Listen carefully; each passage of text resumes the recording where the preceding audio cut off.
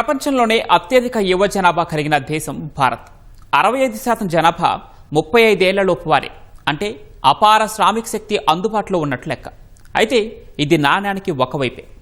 దేశ యువత ఆరోగ్యంపై ఐసీఎంఆర్ జరిపిన సర్వే ఆందోళనకర వాస్తవాలు వెల్లడించింది. వీరిలో కొలెస్ట్రాల్ సమస్య ఏ స్థాయిలో ఉందో కళ్లకు కట్టింది. 10 మంది యువతలో 9 మందిలో రక్తంలో కొవ్వు స్థాయి అసాధారణ స్థాయిలో ఉన్నట్లు ఈ సర్వే వెల్లడించింది. మహిళల్లో ఈ సమస్య అధికంగా ఉన్నట్లు ఇది తేల్చింది. ఆరోగ్యంగా ఉన్నట్లు అనిపిస్తూనే కొలెస్ట్రాల్ అసాధారణ స్థాయికి చేరి గుండె ఆరోగ్యానికి ముప్పుగా మారుతున్నట్లు వెల్లడైంది. మరి సమస్య ఇంత స్థాయికి ఎందుకు చేరింది? పరిష్కారానికి యువత ఎలాంటి జాగ్రత్తలు తీసుకోవాల్సిన అవసరం ఉంది?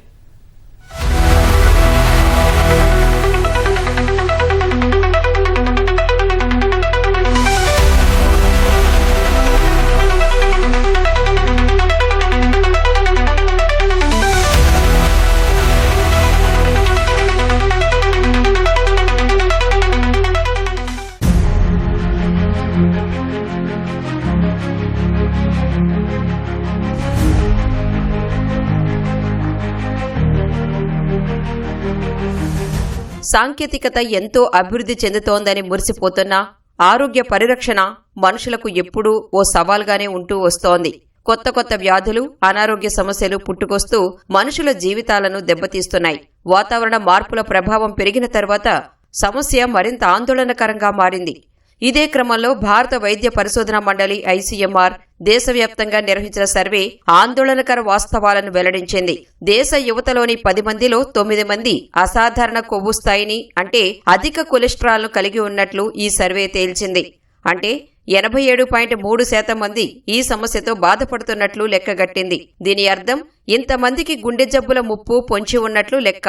దేశంలోని ప్రతి రాష్ట్రం, కేంద్రపాలిత ప్రాంతాల్లో 23,665 మంది యువతలో సర్వే చేసిన ఐసీఎంఆర్ ఈ సమస్య కేవలం నగరాలకే పరిమితం కాలేదని, దేశవ్యాప్త సవాల్గా మారిందని వెల్లడించింది. ప్రతి ముగ్గురిలో సుమారు 2కి మంచి రకం కొలెస్ట్రాల్ గా పిలిచే హెచ్డిఎల్ తక్కువగా ఉన్నట్లు ఈ సర్వే తెలిపింది. దీనితో పాటు గుండె జబ్బుల ముప్పు రక్తంలోని ఒకే కొవ్వు కణం ఆధారంగా కాకుండా వేర్వేరు కణాల ఆధారంగా తలెత్తుతున్నట్లు పరిశోధకులు గుర్తించారు.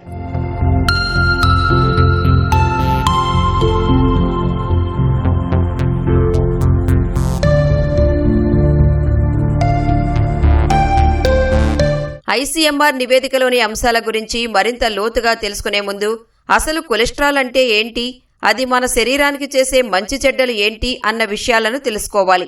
మన రక్తంలో ఉండే కొవ్వు కణాలను కొలెస్ట్రాల్ అంటారు. కాలేయం కొలెస్ట్రాల్ను ఉత్పత్తి చేసి రక్తంలోకి పంపుతుంది.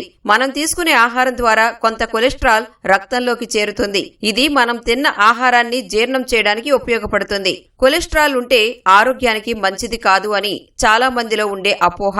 మన శరీరంలో ఉండే కొలెస్ట్రాల్ అంతా ప్రమాదకరం కాదు. మన రక్తంలో మంచి కొలెస్ట్రాల్, చెడు కొలెస్ట్రాల్ రెండూ ఉంటాయి. మంచి రకం అధిక సాంద్రత కలిగి ఉంటుంది. దీన్ని హెచ్డిఎల్ అని, తక్కువ సాంద్రత కలిగి ఉండేదాన్ని చెడ్డ కొలెస్ట్రాల్ అని, ఎల్డిఎల్ అని పిలుస్తారు. అయితే కొలెస్ట్రాల్ అనేది ఫ్యాట్ అంటారు, అంటే కొవ్వు పదార్థాలు. మన మనిషిలో ఏదైతే కార్బోహైడ్రేట్స్, ప్రోటీన్స్, ఫ్యాట్స్ లాగా ఇది 3వ భాగం కొవ్వు అంటారు.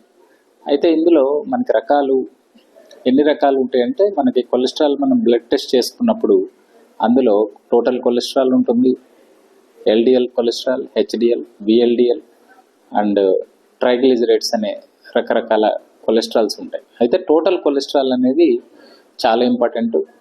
తర్వాత మనకి అత్యంత ప్రమాదకరమైనది విఎల్డిఎల్, ఎల్డిఎల్ కొలెస్ట్రాల్ అనేది ప్రమాదకరం.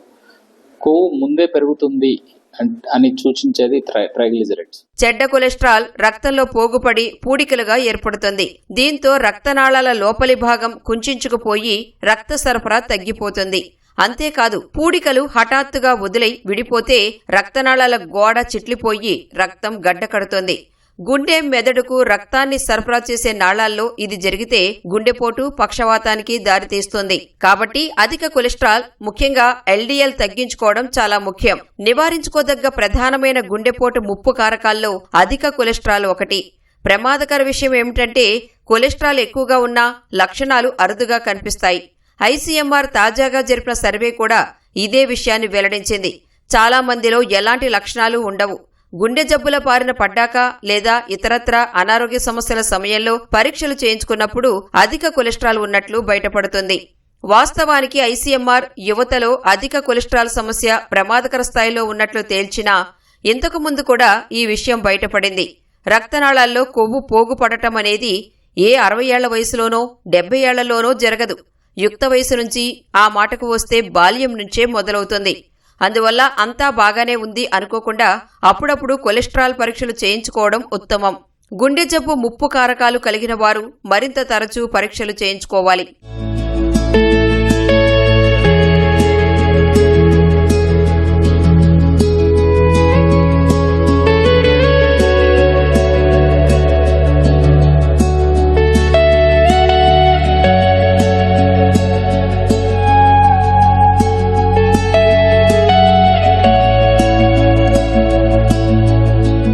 ఐసీఎంఆర్ సర్వే మరికొన్ని విషయాలను కూడా వెల్లడించింది. గుండె ఆరోగ్యం జన్యుపరమైన అంశాలపైనే కాకుండా రోజువారీ అలవాట్లపై ఆధారపడి ఉంటుందని దశాబ్దాలుగా ఉన్న వాదనను ఈ సర్వే ద్వారా మరోసారి చాటింది. ఆరోగ్యకరమైన ఆహారం, వ్యాయామం, శరీర బరువును సరైన స్థాయిలో కొనసాగించడం, పొగాకుకు దూరంగా ఉండటం వంటివి గుండె ఆరోగ్యాన్ని నిర్ణయిస్తాయని మరోసారి తేలింది. రక్తనాళాల్లో అధిక కొలెస్ట్రాల్ వల్ల గుర్తించేలోపే గుండె జబ్బుల ప్రమాదం తలెత్తుతుందని వెల్లడైంది. 30 నుంచి 39 ఏళ్ల వయసు మధ్యలో కూడా గుండె జబ్బుల సమస్య అధికంగా ఉన్నట్లు తెలిసింది. యువతలో జీవన ప్రక్రియకు హాని కలిగించే మార్పులు చాలా చిన్న వయసులోనే జరుగుతున్నట్లు ఐసీఎంఆర్ సర్వేలో గుర్తించారు. ఇక పురుషులతో పోలిస్తే మహిళల్లో అధిక కొలెస్ట్రాల్ సమస్య అధికంగా ఉన్నట్లు తేలింది.